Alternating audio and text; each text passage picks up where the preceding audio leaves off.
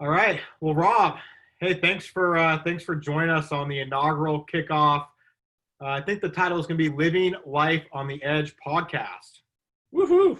Hey, Yay! good to Yeah. be here. So Thanks for having me. absolutely, man. Yeah. The genesis of these conversations, I'd say, are really, there's a lot of interesting things happening in the industrial world, in the industrial space. I think there's some interesting conversations that we get to have with a lot of people and companies and technology. I think just kind of sharing that.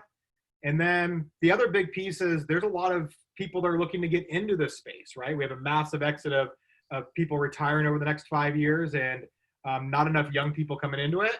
And I Yep. think we do some really cool stuff. I think we get to see we get to meet a ton of interesting people and see cool technology. Yep. And I could not think person to kick off with than yourself. So thank you. Oh, I'm so flattered. Hey, for people that don't know, how about a little background of you and some of the what you've done and kind of what you're doing Sure. now, and then we'll go from there. Okay. Yeah. So I currently am head of IoT strategy around our data strategy at Ericsson. For those of you who don't know who Ericsson is, we make the cellular equipment that mobile operators purchase to build cellular networks. And so, everything, when you think about the genesis of every wireless cellular network you can ever think of, there's only a handful of companies that actually even make this stuff.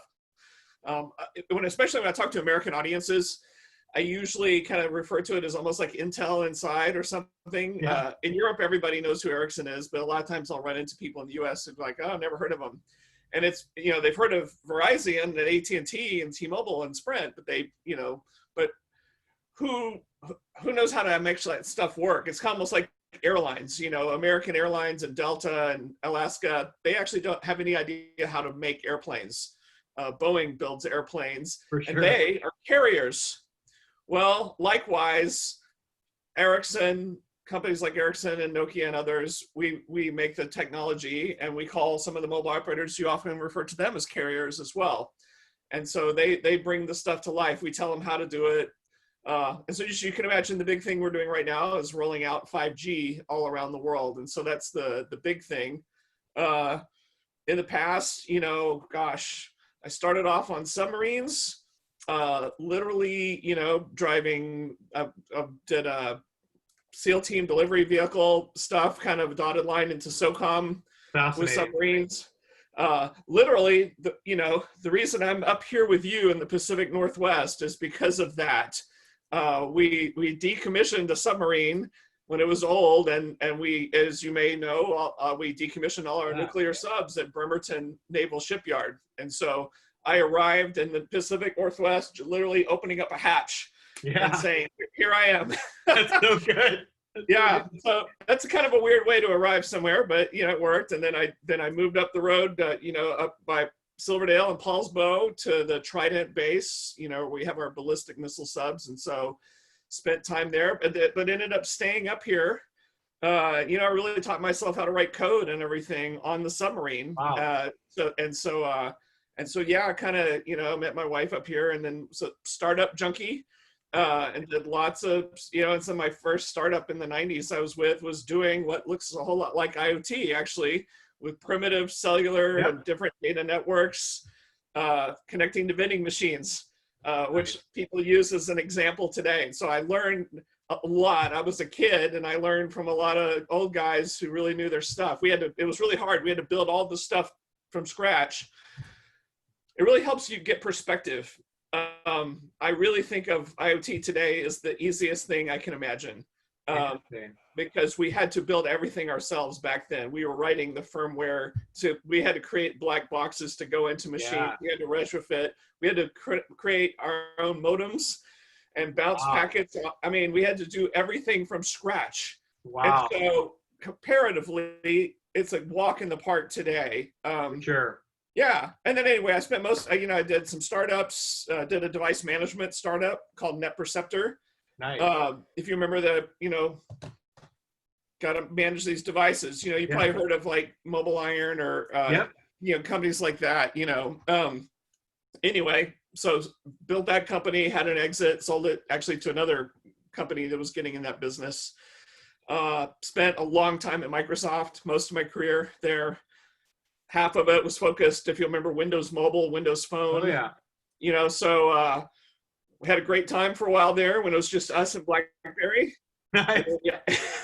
And then the iPhone came along, and we pivoted and came out with Windows Phone with tiles. And I think we had a compelling device, but you had to get some really thick skin.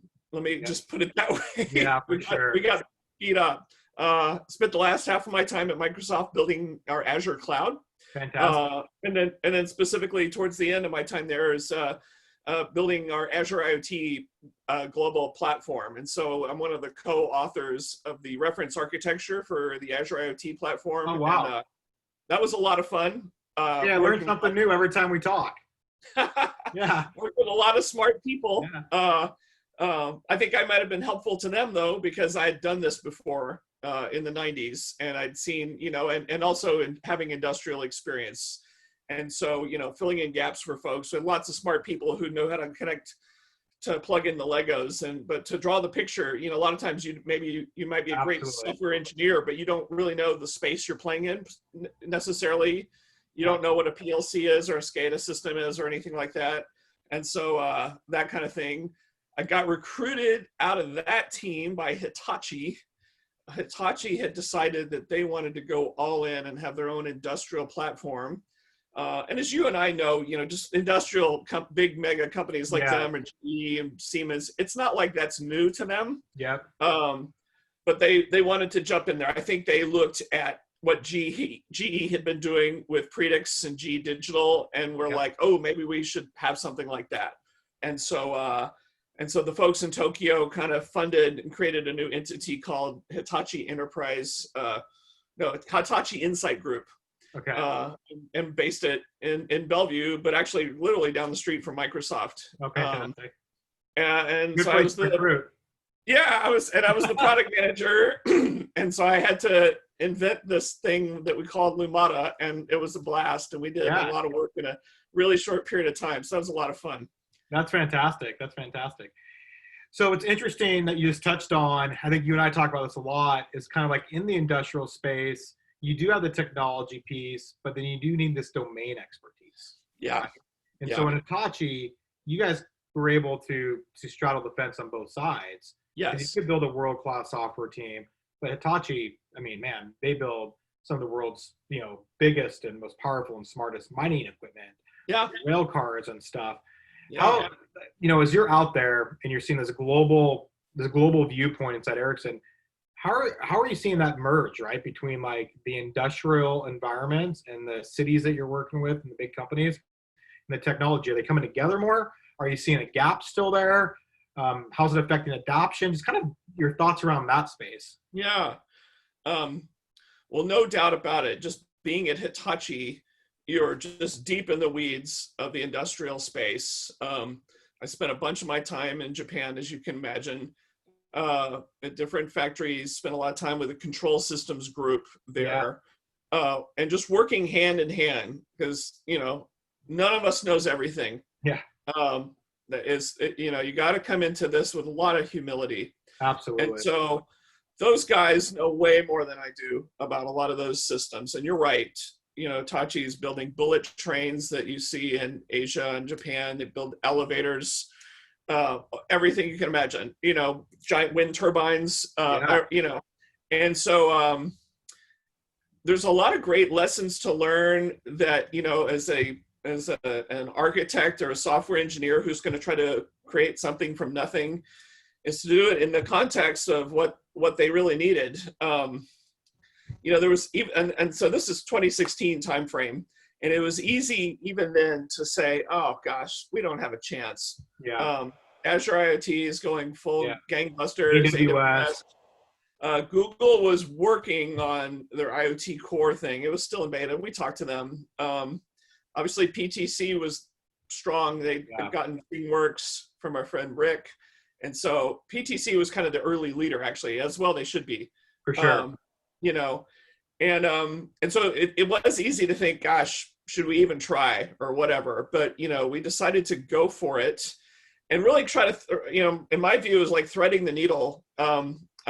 Instead of building this, because a lot of people, as you've seen, there's hundreds of these platforms out there. People are building this Swiss Army knife that's trying to do everything for to everything. And so our deal was, this is going to be a heavy industrial system, and it needs to run on the factory floor. I mean, because again, I know this sounds obvious, but people should really go out and talk to customers every once in a while. It's amazing what you'll learn when you talk to a customer. Yeah.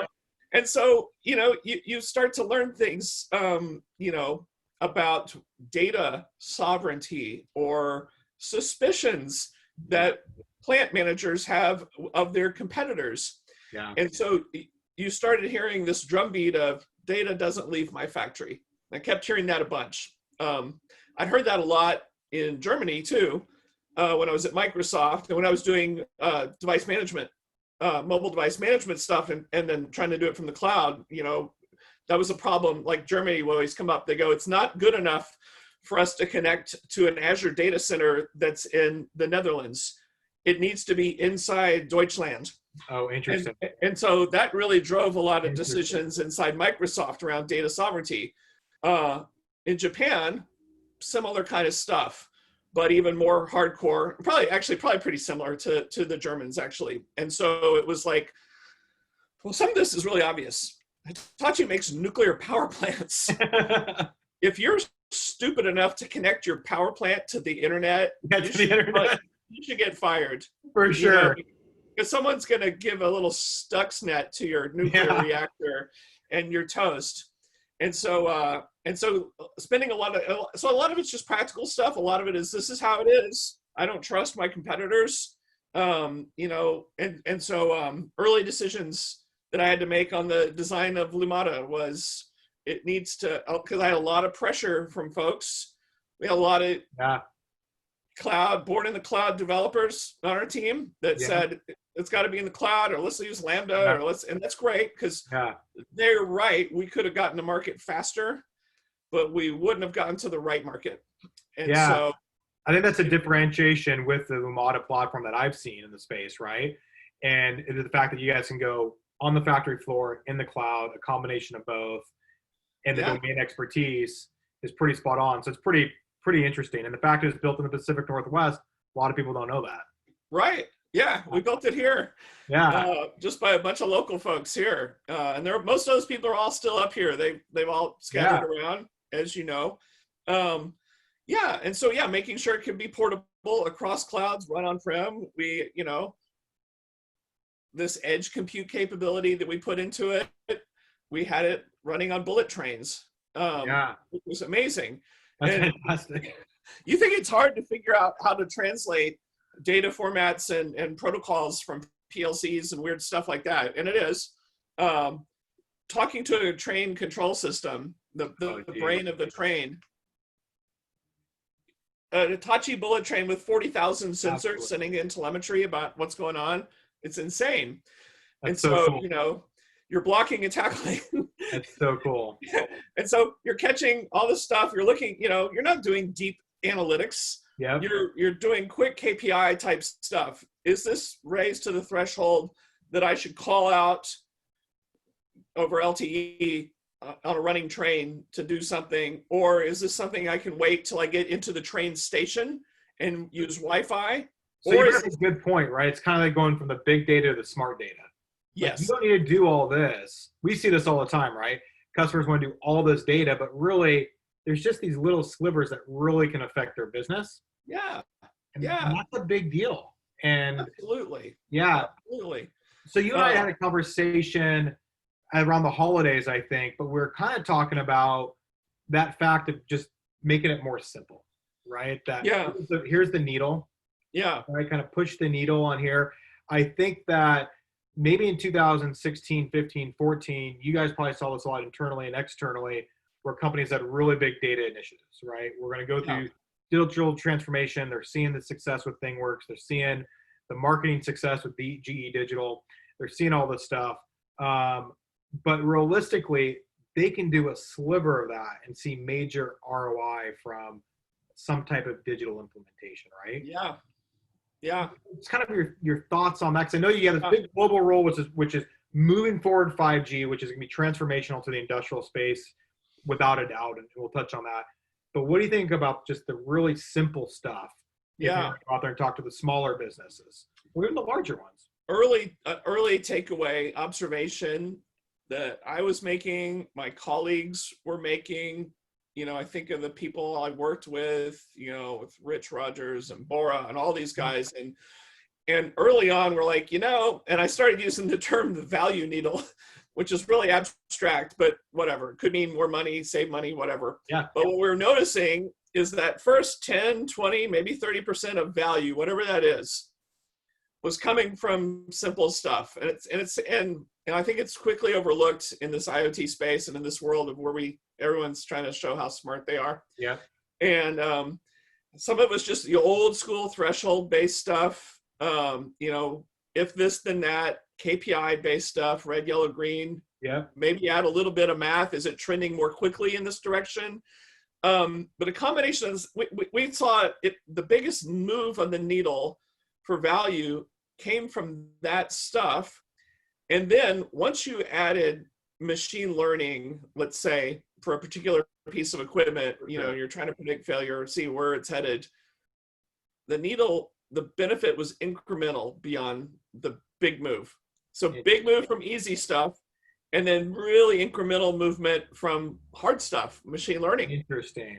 Which was so weird, Yeah. unexpected, because everybody's been, everyone's drinking the Kool-Aid, right? Yeah. And the hype, and they're like, oh, we're going to do some deep learning, random forest algorithm thing, and this magic's going to happen, and it's going to save us $1 million. And it didn't work out that way at all. I'm not saying it won't in the future, but it's hard.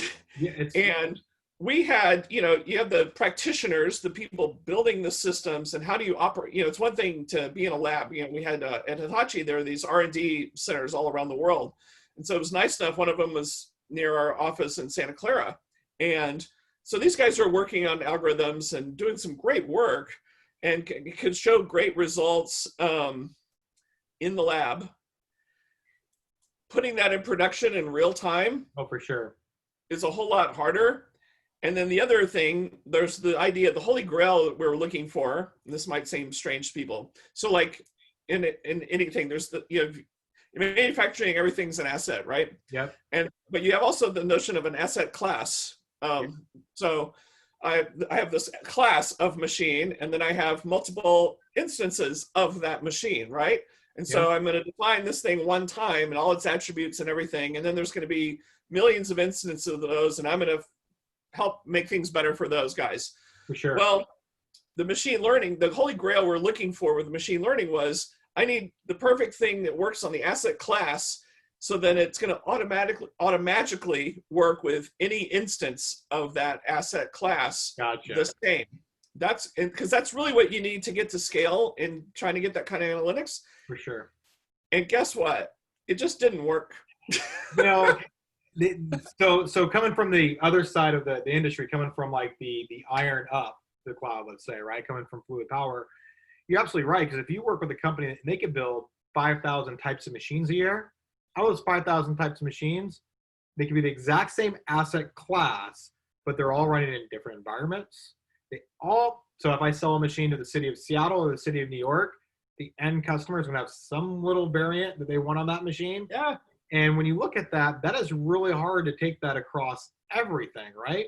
Yeah. But your point where we've seen that value needle is some of the customers we've worked with is they've realized, well, I have really oversized my engine. I have really oversized my hydraulic system. And without doing crazy machine learning, I can just tell that I'm 20% oversized for normal use right off the gate. Yeah. So now I'm going to start working on that next design cycle. Well, in the manufacturing space, that's a 2-year design cycle. Yeah. You're so right. I think where we share definitely your viewpoint on this is let's start to get this stuff connected first. Let's start looking at these little movements that can have major impacts on the business. Yeah. I feel really bad for startups trying to raise capital from VCs because they're forced to say that they're using some kind of AI. Machine learning, Yeah, AI, all this stuff. yeah. And in order for them to get funding that they need, let's say, Yep. I'm not saying it's always that way, So, versus walking into the office of the VC and you're down there and on Sand Hill Road trying to get your money, and if you walked in there and said, actually, all we're going to do is we're just going to, we heard the old complex event processor, yeah. and we're just going to do pattern matching and KPIs, Yes. and that's going to do it. And they'd probably say, get out of my office. This doesn't sound futuristic enough. Yeah.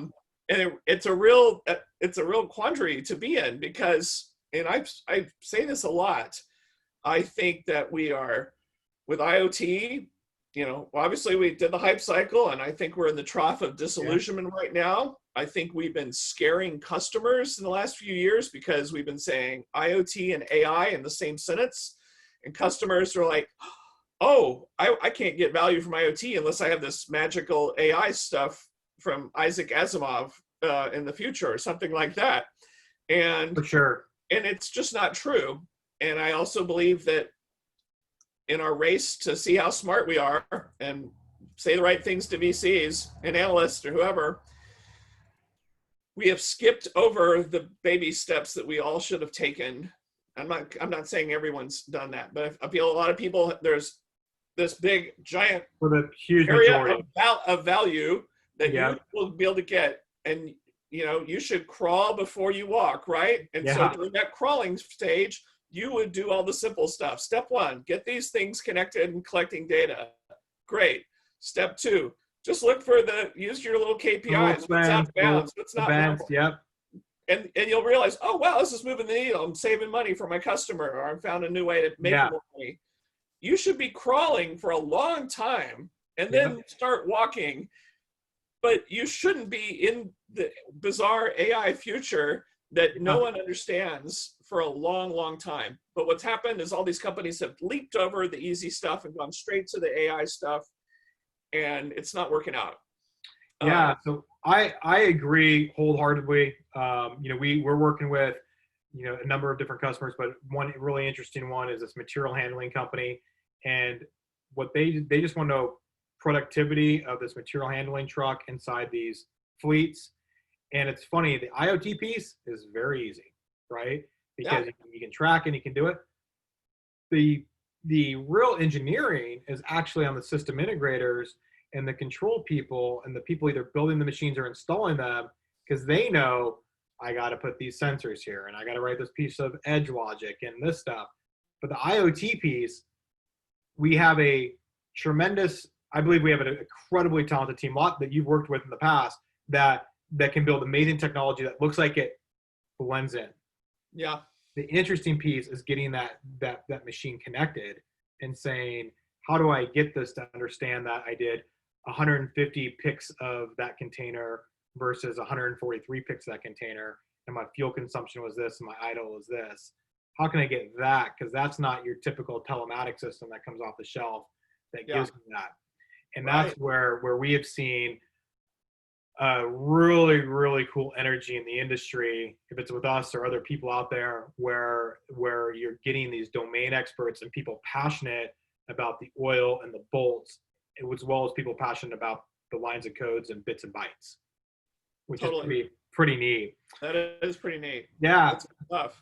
So to kind of pivot to your current global role of 5G, because I know a little bit about it. We gotta have a happy hour beer over it and talk about it. But for people that don't know a lot about 5G, they've seen it when they watch the Masters or they watch television or whatever, and they're seeing it with consumers and stuff. Why don't you give us a little bit background, and then really how you see it helping with the industrial space, the municipality space, stuff that's in industry, and where the benefits are going to come from that, and maybe tell me why it's not going to be harmful to my health as I'm walking around Seattle. Which I get that question all the time, right? Make sure you stay off those 5G cruise ships. Yeah. You know what? Yeah, let me give you your viewers a crash course in what 5G is. Obviously, it's been a long road, from analog cellular, the 1G days. Then we kind of got to this 2G. You might remember GPRS was kind of the first type of cellular data, which was kind of reminiscent of having a 28.8 modem or something in the 90s. But it was something. And, because, like I said, the IoT-ish stuff I was doing in the 90s was much slower than that data rates, and infinitely more expensive too. And so, you kind of went through, you had a couple of competing technologies out there. One's called CDMA and one's called GSM. And so if you think back in time, from a US perspective, Verizon was a CDMA company, so was Sprint. And then you had T-Mobile and AT&T were GSM, and GSM was more of a kind of a European thing that would ultimately take over. CDMA, came from an earlier technology, and in some ways it was better, but the way it would have your phone talk to the tower and they could adjust things dynamically. But anyway, you're kind of cruising along. 3G really helped a lot for a lot of folks, as far as data on a phone, and it started spawning simple apps and things like that, as you know. But I think the biggest explosion we've seen came with LTE and 4G by far, because dramatically greater data rates. Obviously these devices are magical. This is my ESPN, right? I mean, everything in here, like, I live off this thing rather than. Yeah, for sure. Absolutely. And so much of what we think about IoT, the sensors and stuff, this smartphone has more sensors and does more things, and is, can you imagine going back in time and comparing a modern day Android or iPhone, and it's like, wow, this is like a data center. And sometimes my data rates, if I'm close to a cell tower, are so ridiculous, I could run my whole web server farm off of this phone, which is incredible. So how did all these systems work? It starts with electricity, then the next layer. Think of this as a layer cake. You then have fiber optic cable. And this is how when you think of anything you're going to build, smart cities, but just the whole cellular network, there's fiber optics under the ground giving you that ridiculous speed and bandwidth. And you hear the term a backhaul network. And then popping up off of that stuff are cell towers. Just like maybe in your home or in an office, you've got Wi-Fi access points, but those things are connected to Ethernet behind the scenes in the wall. Because have no illusions about what's really, really, really fast. Cables are. Cables are the quickest. Yeah, absolutely. Gigabit, 10 gigabit Ethernet. Yeah, go ahead and try to beat that. And then fiber optic. And fiber optic is how we connect the whole planet under the oceans, everywhere. And it's insanely fast. And so, these cell towers are out there.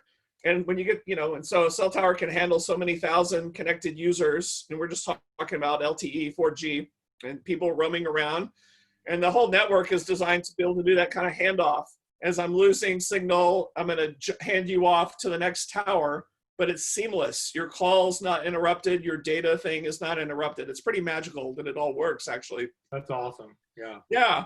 But at the bottom of those towers, underneath the ground, there's a base station, there's compute going on there, and then there's fiber optics. Or sometimes if you're in a rural area, you may have heard of like microwave repeaters that are, because you don't have fiber. And so microwave repeaters are sending data across mountain ranges or something like that, great distances.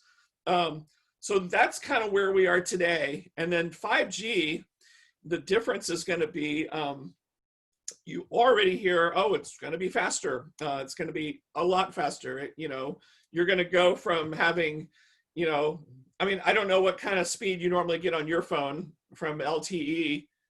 I live near Canada, so it's, as you well aware, I live up. My Verizon bounces between me and Rogers. Yeah, you and Rogers and TELUS are. TELUS. Yeah, exactly.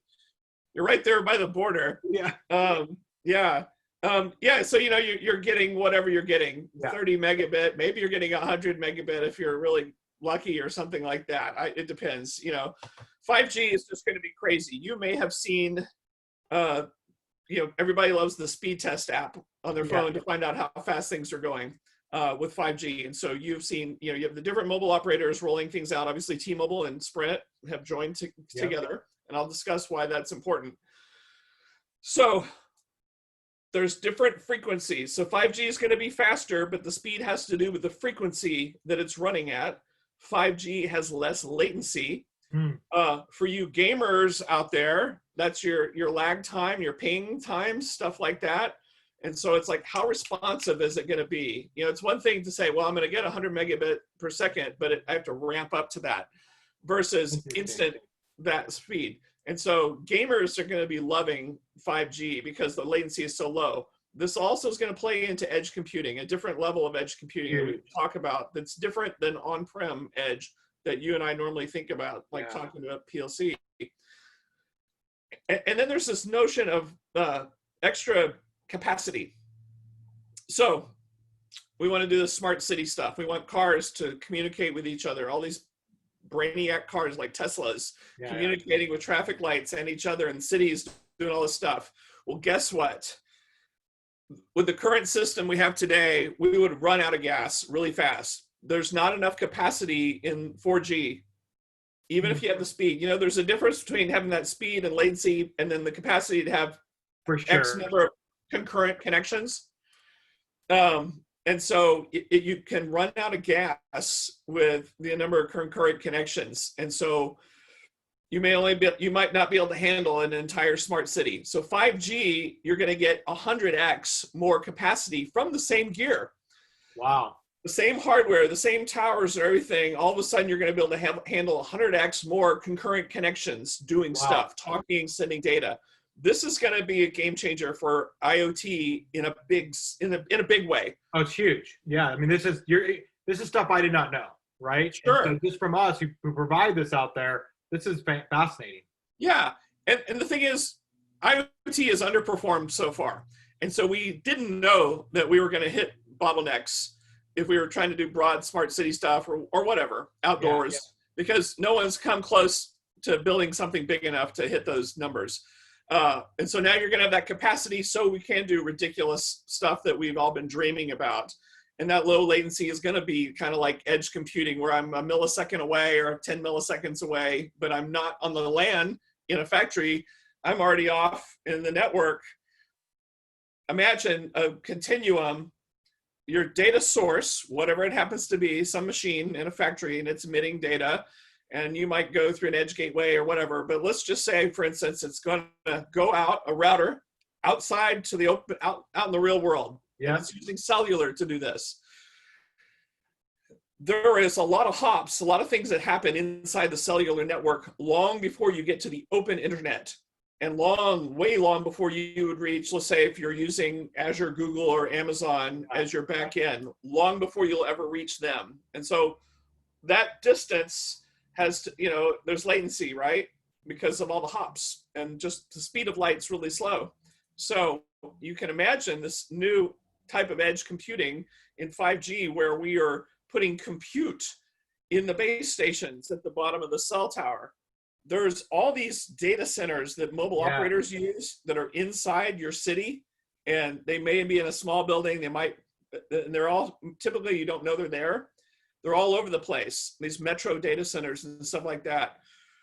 Long before it gets to the open internet, still going through the cellular network, there are places for us to put edge computing. And there's a term you may not have heard. It's called MEC, Mobile Edge Computing. Of course, now I'm already hearing people calling it multi-channel edge computing.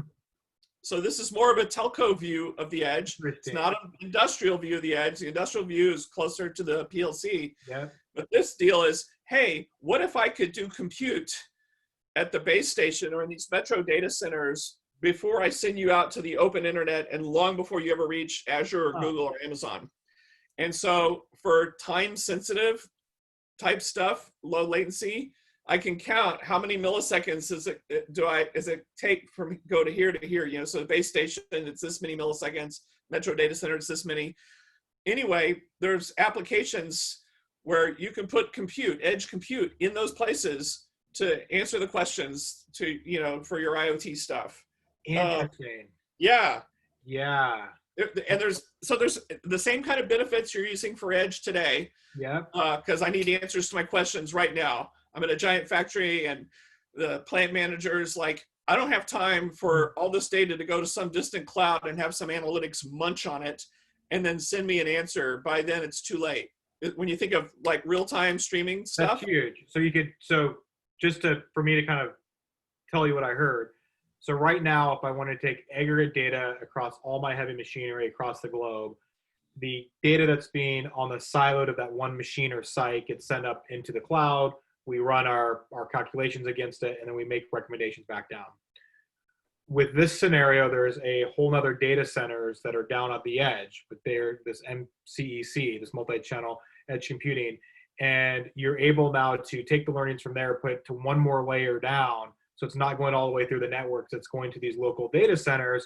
So if I'm running logic now against my heavy machinery or my municipalities or whatever the case is, I'm running a lot higher intelligence more locally than I'm up there. And the latency now on top of all the technology like that, which is what every company that wants to get into smart machinery, the industry we play in, they want to eventually get to is how do you do this if I'm not Caterpillar or John Deere, if I build 5,000 machines a year, 100 machines a year, this starts to lay out the pipelines if no point for it.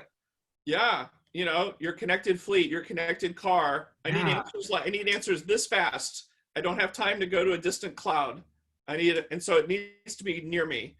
And so that the edge of the cellular network is the closest thing to you short of being in your factory or on board your car. That's incredible. And so that's cool. Now, that being said, it's more complex. If I'm building if you're just an architect, a software person, you're building a system. If I'm building in the cloud, I might be building one thing. Yep. And it's a one-to-many hub and spoke thing to serve everything. If I'm building this edge thing, now I've got to distribute hundreds or thousands of edge nodes to different locations, these data centers, base stations, whatever. Orchestration is going to be key to success there. I'm going to push down thousands of nodes to these different edge locations. I'm going to have my single pane of glass where I'm going to... I hear that everywhere, single pane of glass, right? Yes, it's a drinking game now. It's a drinking game. And so from that single pane of glass, because it's super complex to do orchestrated edge computing, no doubt about it. And make sure that when you're looking for vendors or people who might do edge computing, look for ones who can do really orchestration, because there's a lot of edge stuff where it's like, here's this edge thing and it's going to take care of you and it'll talk Modbus and everything and do that great stuff. And then you got to figure the rest of it out.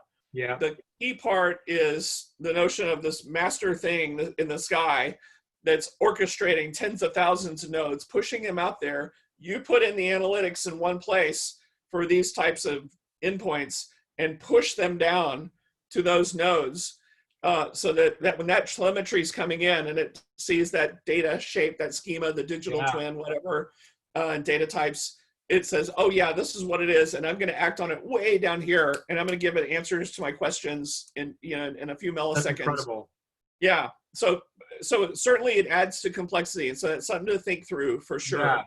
Doing edge compute, but it's pretty crazy stuff. And so let me tell you about the other thing with speed and 5G. A lot of people think some crazy stuff about 5G.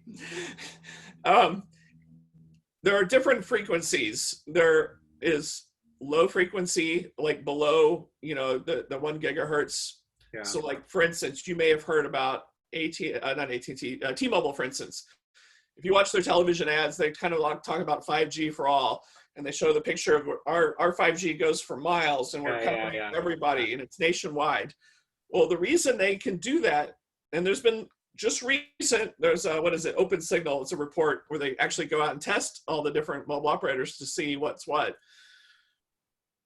More people are able to take advantage of 5G with T-Mobile today than the other guys. And the reason for that is T-Mobile used their 600 megahertz frequency, which is a really low frequency, which goes further for 5G. It goes further, but it's slower. It's faster than your LTE, but it's not the crazy fast that you think of. then there's this notion of mid-band, which is another frequency, so we're talking I don't know, 3.5 gigahertz, 2.5, somewhere in there. This is why the Sprint acquisition, that merger with T-Mobile, was so critical, because Sprint has a lot of that mid-band frequency. Because remember, this is an expensive game to be in. As you know, there's these spectrum auctions that the government does, and these companies have to spend billions to buy it. Yeah. So not everybody can be in that game. Now, bringing it on back home to the Pacific Northwest, which is, I would say, kind of the genesis, the pioneers in cellular technology. For sure. This is where you had Craig McCaw build the first nationwide cellular network. It all came from here. And that became AT&T Wireless. Yeah. This is where you got Clearwire. This is where you got Western Wire. I mean, so many pioneers. And then when I was doing real-time data back in the 90s, doing our IoT stuff, we were funded by those guys. Wow. And so we were creating our own radios and our own modems with all these RF geniuses. So it was great to be in this area of the world where you had all these pioneers of wireless all here. And so anyway, the mid-band thing. So Sprint acquired Clearwire from Craig McCaw. If you remember, there was a technology called WiMAX a while ago. Yeah. Back in the kind of early 2000s. And there was this notion that WiMAX may become 4G potentially. And it was mostly a fixed type connection where I was going to beam the WiMAX to your house. Yeah. Now, we always talk about that. Your retail space. We always talk about the last mile. Yeah. It's too expensive to give everybody fiber to their home. So what are we going to do instead, kind of thing. Yeah. And so there was WiMAX, and it's really interesting bringing it home because I've certainly heard the folks at Ericsson who built most of this technology, they're like, what are we going to do? Well, luckily Ericsson comes along and builds LTE, and LTE ultimately, and of course, all these go through a standard body. There's this standards body, it's called the 3GPP. And it's important to understand why that exists and why it works. Ericsson can't just invent a new wireless technology and say, buy Ericsson gear and you're going to get this awesome stuff, because there's this notion of interoperability around the whole planet. So Ericsson may create something and submit all these patents and white papers and engineering documentation. This is how this 4G system will work, how LTE will work. And then others can also, Nokia, Huawei, Samsung, Qualcomm, other players, there's network players, and then there's kind of the client side of it. When you think of Qualcomm, they make modules that are in your phone. Yeah. And so they all participate. And ultimately, though, they all agree that to play well with each other, because in the end, what the customer is all that matters.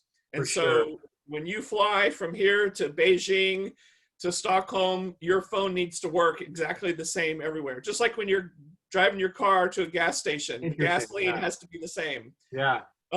And so that's why there's it's called 3GPP, and it's a standard. And there's this whole organization, the GSMA, that oversees all this. If you've ever been to Mobile World Congress in Barcelona. No, it's on my list. It's one of my, definitely most people's favorite conference in the world. The bummer that we didn't get to go this year. Yeah. That organization puts on that event in Barcelona, and they do some smaller events in other parts of the world.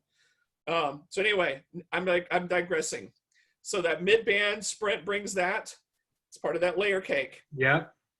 So mid-band goes further, or not as far as the low band, like the 600 that T-Mobile's talking about, but it's faster. But it does go it's in between distance.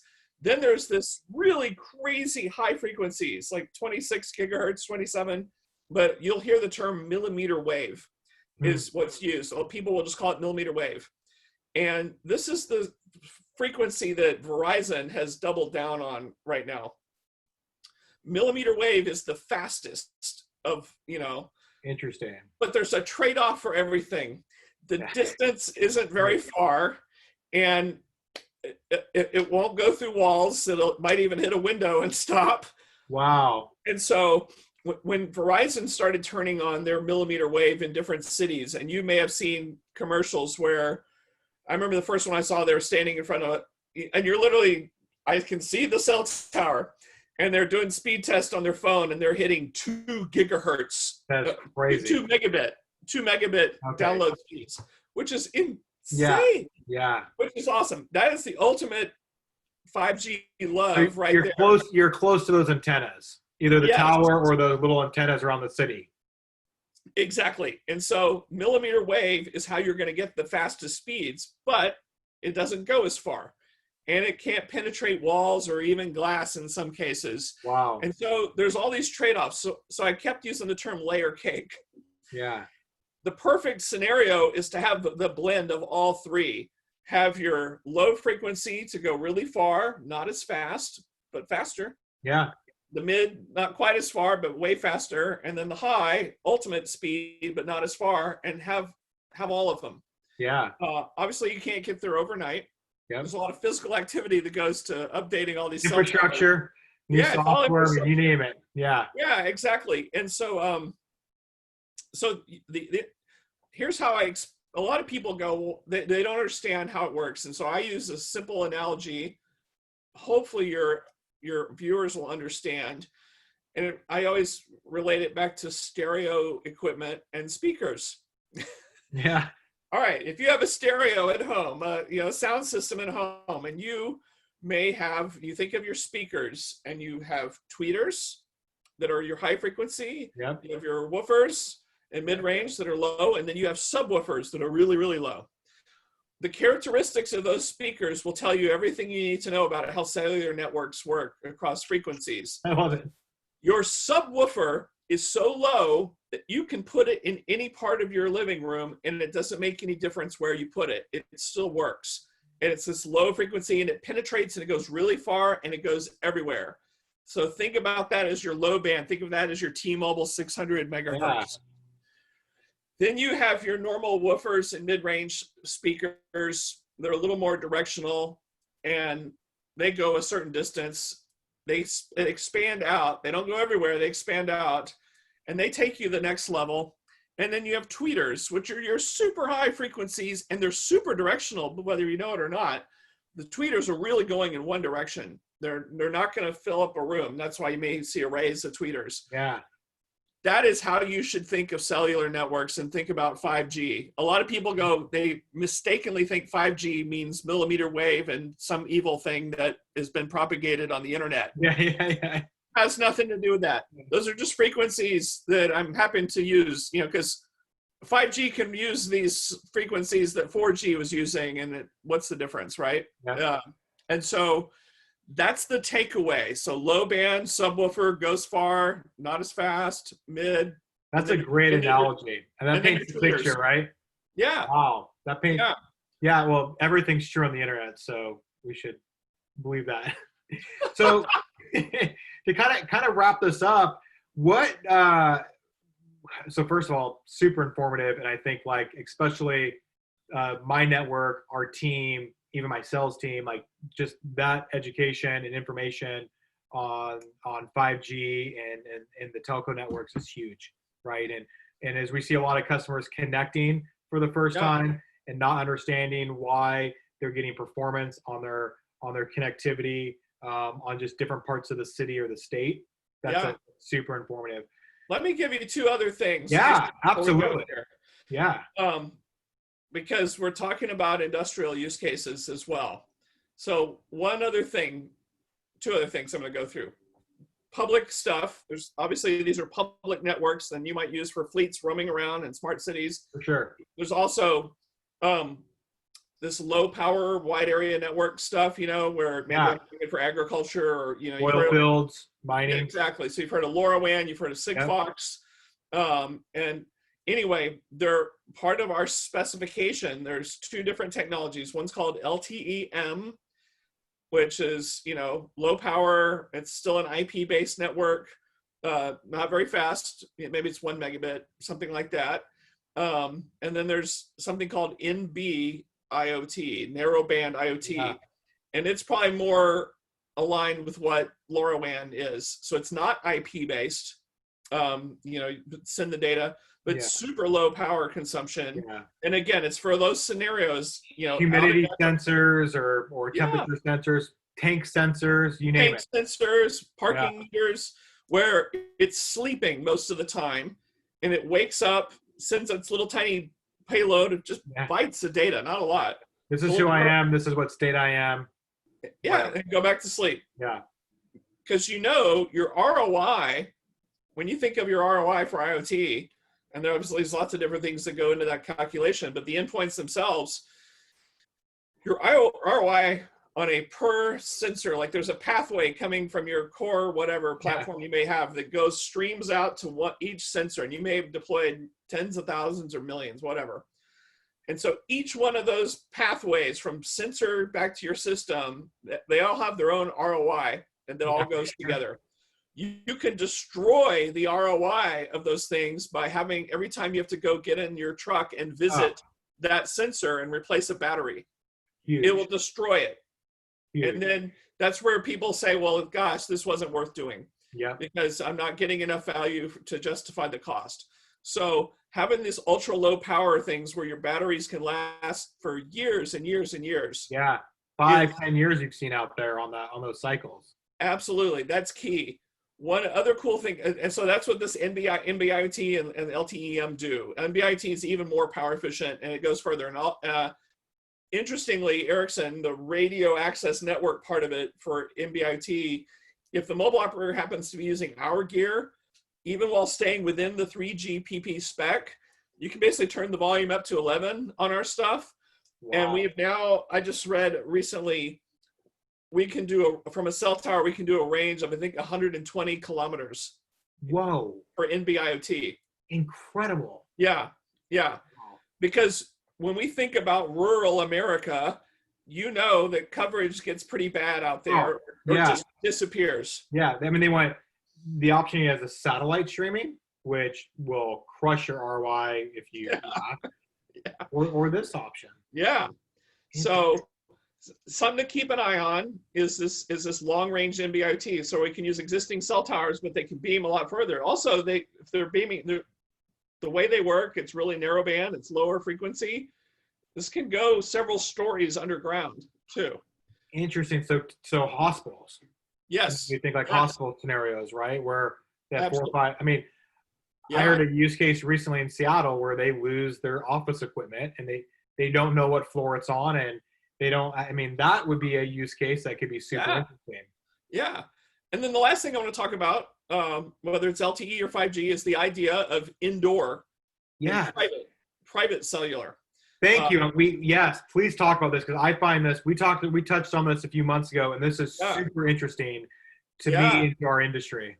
This is cool stuff. Okay, so we've talked about the idea that mobile operators have all this spectrum, and that's how it all kind of works out in the world. When you're inside your office building or your factory or distribution center or whatever, you probably have Ethernet, and you probably have a bunch of Wi-Fi access points everywhere to give you coverage inside there. Well, the other option is this notion of private cellular.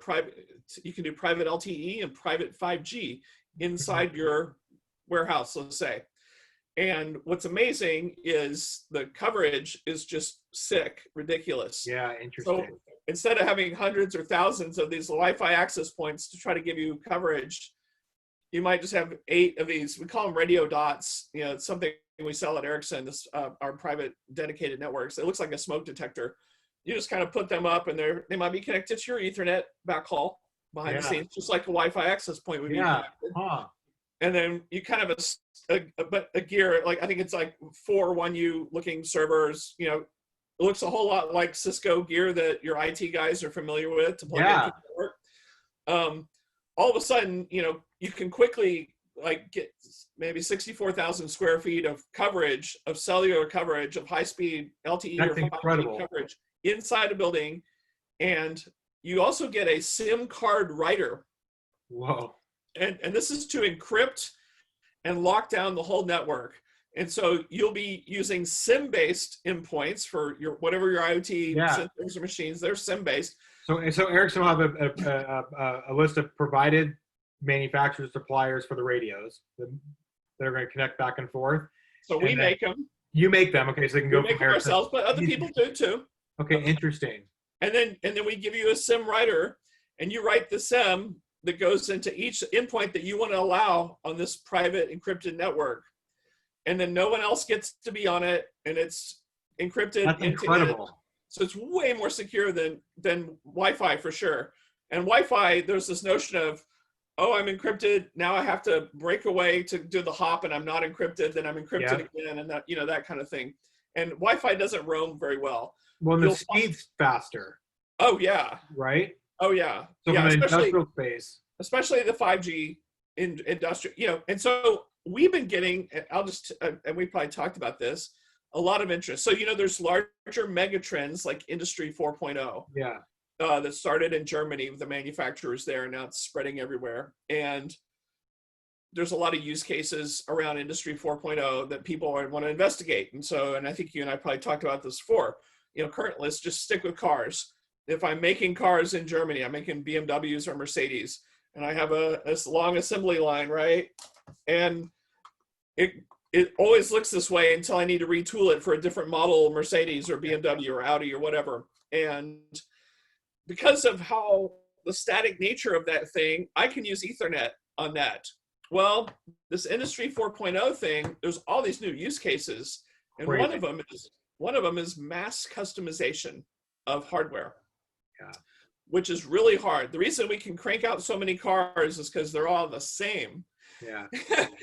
As soon as you start saying, I want every car to be different from each other and super custom, because the ideas came from the internet. The ideas came from, I can customize the heck out of whatever I'm buying on my e-commerce site, and they're going to make it for me. So auto manufacturers are looking at, and so a factory of the future making cars might look totally different. It might have these different, I've seen some mock-ups of different stations that are all around. Instead of an assembly line, there's different stations where cars go to, and they're super like clusters or ecosystems or something. Yeah. Yeah. The key takeaway is you need agility, because things are moving around and they're super crazy and agile. And so Ethernet won't work for that just because of you're moving around so much. The infrastructure. The infrastructure is just moving around. Can't do it. And so, and Wi-Fi doesn't seem to do as well with heavy metal objects, RF interference, things like that. Yeah. Sure. So anyway, there's a lot of interest in this private 5G because it does a good job in hostile environments like that. And will give customers, you know, manufacturers that agility they need as they're moving things all around their warehouse. You know, it's almost like retooling your assembly line every week. Yeah. Yeah. Well, I think it's huge for the brownfield, right? The field out there that does not have connectivity. There's a lot of manufacturing facilities, a ton, that have machines that are 20, 30, 40, 50 years old, but they can put some sensors on there to get them some information on productivity. Or there's just machines that have full SCADA systems and MRE systems and everything, but now they want to go that next layer of going down and connecting all these data points. And if you're a manufacturing company, first of all, typically you run on a lot smaller EBITDA, right? We don't have the big profit margins of like the tech and cloud players. And then second of all, you don't have enough skill sets, as we talked earlier. So even being able to deploy Ethernet and all this stuff out there, if you're able to go out and I build, again, I'm a manufacturer of, you know, a size, small, medium, large, and I can deploy a private cellular network and start connecting my machines that way, rather than running actual infrastructure through my whole building. And it's probably a lot less, has a lot lower impact on your manufacturing process, right? You don't have to shut down your whole site that you're running in fiber. Absolutely. You're not running expensive cable and all that kind of stuff. Yeah. Absolutely. So we're getting a lot of interest. One other thing from the system integrator side and the OEM side, what's really interesting about this is one of the biggest issues inside Industry 4.0 or in a connected factory floor, we spoke about at the beginning, it's getting everything to talk together correctly. And one of the barriers is when you start talking to like the Ethernet and IT and everything, right? When you start to use this, you would have a radio from your solution connecting directly to the cloud. or to the private network. Yeah, yeah. And now, depending on the customer, it could all just stay inside, Yeah, and you could just have your edge or your server, whatever you want to call it, that does all the analytics locally in that building, and it may never leave the building at all. that's fantastic. Back to the, data doesn't leave my factory sentiment that some people have, or back to the nuclear reactor idea. Or So it only doesn't part have of to my leave. data leave. Yeah, I'll let you know it leaves. Interesting. yeah, yeah. But you do have the option to route it out if you want to, and go on to a public network as well. That's so And you fascinating. can put these in factories, or it could be, you mentioned earlier, mining. You could, in a mining pit, Yeah. and having, especially, gosh, you're in Western Australia and you're isolated from the rest of the world, and you How need about good connectivity. agriculture in California? I mean, Yeah. there are a Yeah. lot of harvests down there that do not have great connectivity because they're underneath canopies and all that stuff. You could Yeah. start to build private networks down there. The whole reason I think that LoRaWAN has been so successful is because people have said, I don't have connectivity. I can't get a mobile operator to build towers out here. I'm going to have to do it myself. And they can. They can buy a base station, and they can use LoRa endpoints, and they can build their own network from scratch. So cool. And so this idea of private dedicated networks, from Ericsson, and other people are going to be doing it too, lets you have that same option. Of course, you'll have the option to have ridiculous bandwidth too if you need it. That's awesome. Yeah, That's awesome. pretty cool. It's good stuff. So the last was just just tell me what excites you. Like, what's the exciting thing about the industry, the technology, just what you're seeing? What's the thing that's exciting you right now? Small, big, large, whatever it is. What's the exciting thing that you're seeing or excited to see, I guess? Wow, I'm so jaded.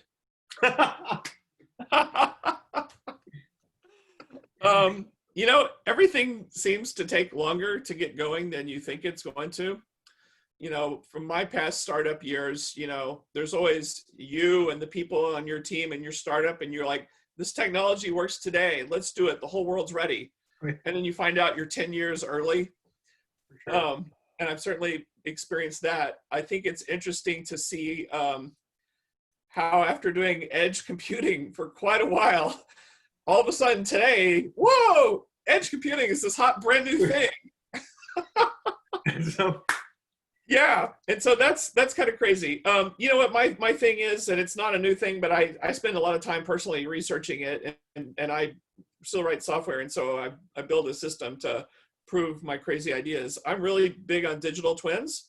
Yep. And composite digital twins, modeling systems and how they interact with each other, whether that's a factory or humans, patients in a hospital, things like that. And so I would say digital twins is probably what excites me the most. And so I write a lot about them, but I try not to just write willy-nilly, crazy stuff about them. I will literally sit at my keyboard, at my, my computer here. And, I have a full IoT platform that I built just running, and so yeah. I might just be working away there, and I will prove out these different concepts of digital twins and how they interact with each other, and how they may have parent-child or peer relationships, and how they could use for processes, and just all kinds of stuff. And so, yeah, I do spend a lot of time with them. I think that's a big deal. It was certainly a big deal at Hitachi, our avatars that we built to model machines. Yeah. And then multiple machines together equals a assembly line, and maybe that should be a twin instead of just a basic group. So yeah, I write a lot about that, and I build a lot of that, and I'm still a total geek, and I love writing code and designing stuff. Awesome. And so that's a lot of fun for me. And so, yeah, I keep pushing on that. And that's a lot of fun. I think it's a great way. It helps. It also, I just noticed even early on, digital twins helped people wrap their heads around what they were looking at. Data streaming in from lots of things was streaming. It's rows and columns and databases. It's whatever. As soon as you made it into a thing, a digital representation of that real thing, it was something a person could really understand and look at and go, oh, that's my thing here. And so here's my real thing. And I've got an API and now here's the digital version of it. And I see it, and I see its white bulb. Yeah, and I see its current state, and I see its historical state, and I see when things change, and the whole life cycle, the digital thread of how it works. And I'm a big fan of Forrest Gump style development and making sure that everything is stupid simple for people to understand. And so I found digital twins to be a great way to accomplish that. So yeah, I love it. Fantastic. Yeah. That's awesome. Rob, this was super informative. I learned a ton. I know my friends and colleagues are going to learn a ton from this, from the industrial experience. So, man, thanks for being the kickoff guest on these series of discussions. Yeah, thanks for having me. This has been good talk for sure. Thank you. Yeah.